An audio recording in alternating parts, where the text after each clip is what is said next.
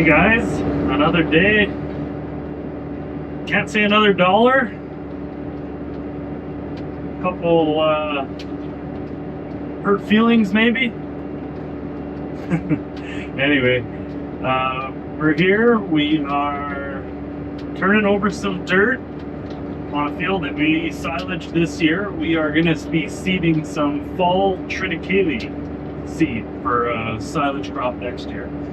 We're pretty excited about this field. It's been something we've wanted to do for a while. We have grown triticale and we've never really utilized it in this way. We've never grown a fall variety of the triticale, which is going to hopefully allow us to try some double cropping next year. We are going to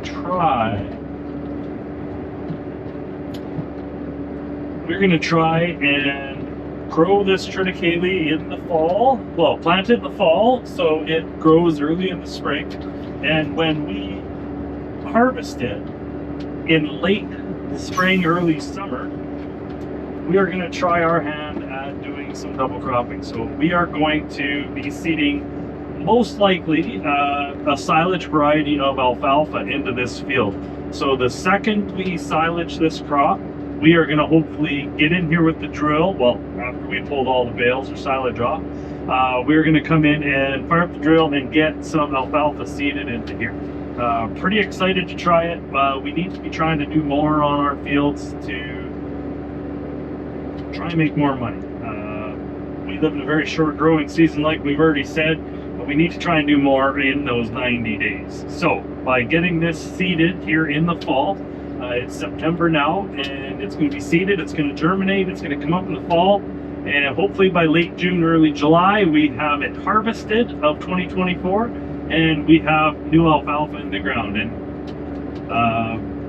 if Mother Nature allows, she will give us some moisture, and that should get that alfalfa coming for hopefully about a fall harvest of a second crop. We are going to hit this field with a field cultivator. It's actually a finishing cultivator, and smoothing it off, and the drill and the land roller and some other equipment are all going to be pulling in the morning. So today's been a long day. Tomorrow's going to be another long one. We have some rain and maybe snow coming later this week, so we got to put the hammer down and get this in. Let's see how it goes.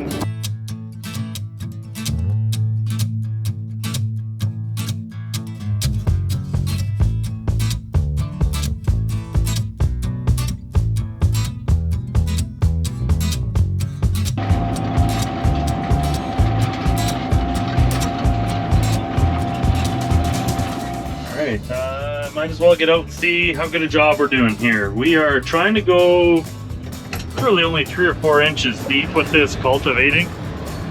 The reason for that is we don't want to dry out the soil anymore. The soil is very, very dry here, and we don't need to go very deep. We only need to fix the field finish there. On all the checks we've done here, there's really no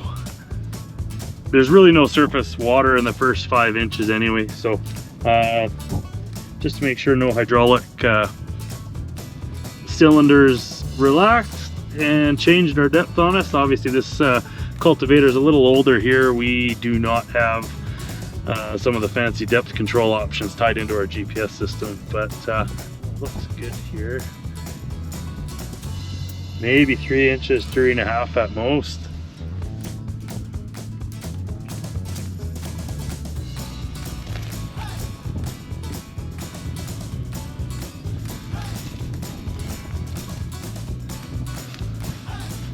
So as you can see, we're using sweep shovels here. Huh, who'd have thought? Cultivator gets used for picking up silage wrap. It's convenient.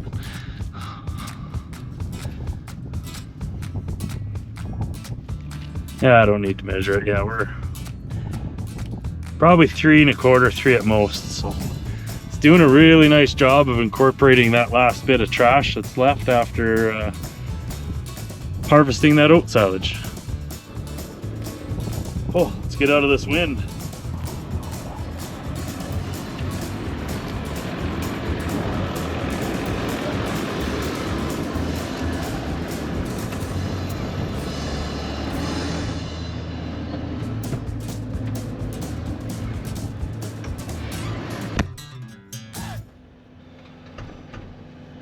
right, Gypsy, let's go.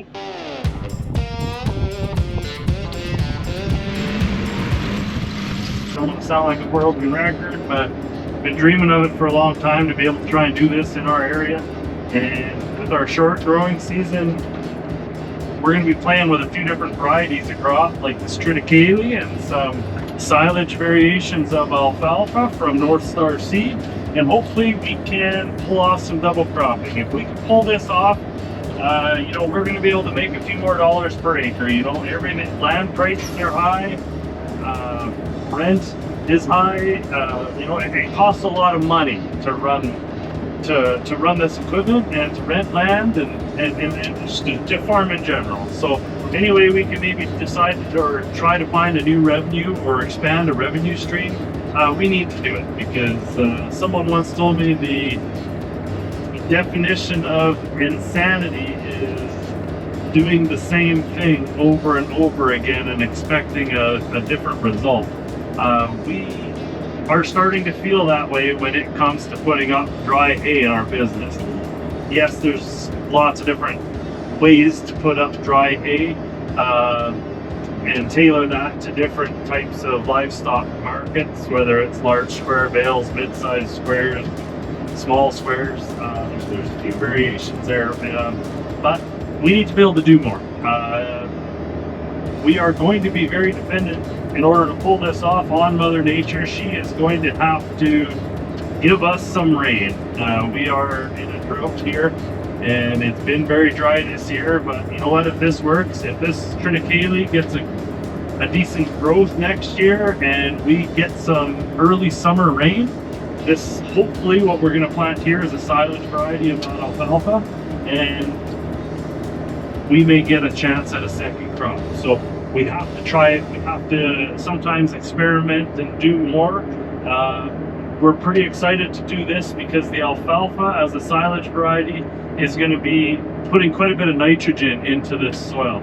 As you've probably heard in the news, or if you're a fellow farmer, well, the fertilizer industry is pretty volatile, and there's some pretty funny things happening in the last 2 years with urea, which is our source, our default source of nitrogen. The world markets are doing pretty funny things, and urea has been as high as $1,200 a ton, Canadian dollars. So that'd be about 300 American dollars. And just joking, but alfalfa is a legume, and it can actually contribute and fix its own nitrogen to the soil.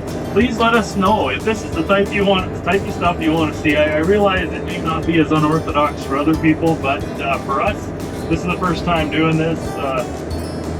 If you want us to describe why we chose, you know, things like the variety of crop we have for the application, if that's the kind of stuff you guys want to see, just let us know. So please let us or leave a comment and let us know if you guys want more information on why we're doing things the way we're doing. I promise you there is some logic to it. Hopefully it works out in our favor, but I guess you have to be a gambler to be a farmer, and well, here we are, rolling the dice. Mother Nature, please send us some rain.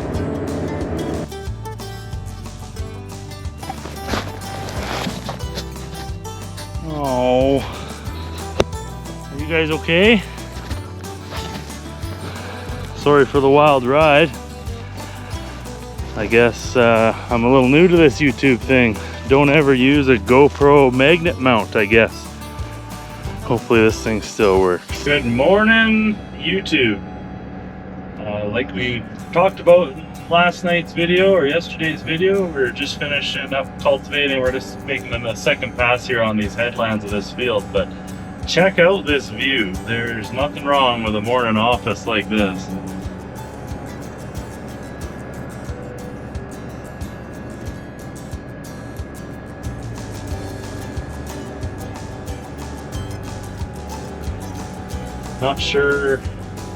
Not sure if you saw through the dirty windshield or not. I didn't have time to clean it off this morning, but this tractor's got a unique problem, and that is it's got such a high a high-speed capability going down the highway if your implement and tires can handle it on the implement side, but a lot of bugs actually. You're going fast enough so that a lot of bugs will actually splatter on this windshield, which is kind of a funny problem to have. I don't know of any other tractor capable of hitting 70, 75 kilometers an hour. So I don't know what the speed range is, but at some point they're probably over 50 or 60. The bugs start splatting, which makes a guy have to clean his windshield quite a bit, quite more often. So just complaining. So lots of field work coming up, lots of fall tillage and field work coming up. Pretty excited to be getting that done, because that just means we're one step closer to 2023 being behind us. 2023 has been a bit of a grind, and it's been a little bit of a struggle, not even including the drought. Just 2023's thrown us some funny hurdles, so we're excited to be getting that past us. Quite a bit of work coming up here in all the fall field work, but we're also going to be shifting gears into some fertilizer spreading. We put all of our PKNS material down in the fall, so we're doing that on all our acres and all of our custom acres as well. So we do typically 20,000-30,000 custom acres of fertilizing in the fall, and that's all coming up too. So there'll be lots of that, a lot of logistical videos, and a lot of fall field work. So stay tuned, and thanks for watching.